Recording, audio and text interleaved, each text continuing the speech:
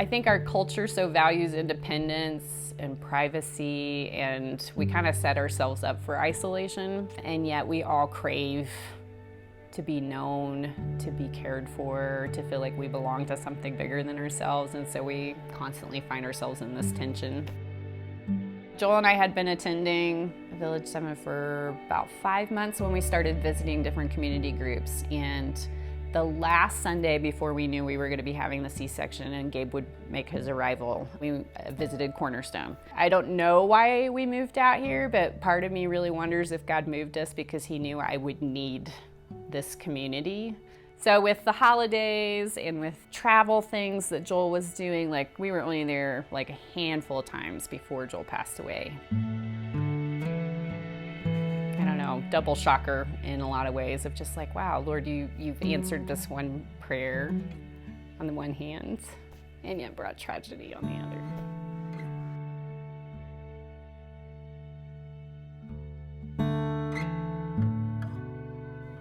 Seen God's goodness through his people, and that's kept me from feeling like I'm having to do this by myself. Like I had gotten involved in a women's Bible study that spring, connected with women through Cornerstone.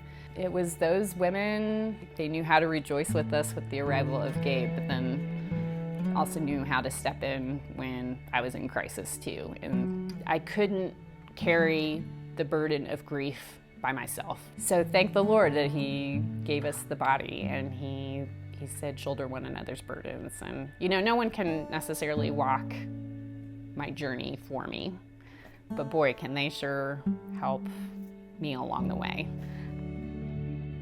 It would be really easy to just come to a Sunday morning, hear the sermon, go walk out of the church, and then never having any kind of personal connection or relationship with people in the church. Like, I just think if I had attended Village 7 and not gotten plugged into a community group, like I would look out over that congregation every Sunday morning and not know who any of those people are. You can be challenged to some extent from the pulpit, but my greatest places, areas, seasons of growth have come out of personal connection with people who know me and can challenge me and can ask me hard questions, who know the good, bad, and the ugly of what's going on in Kelly's life.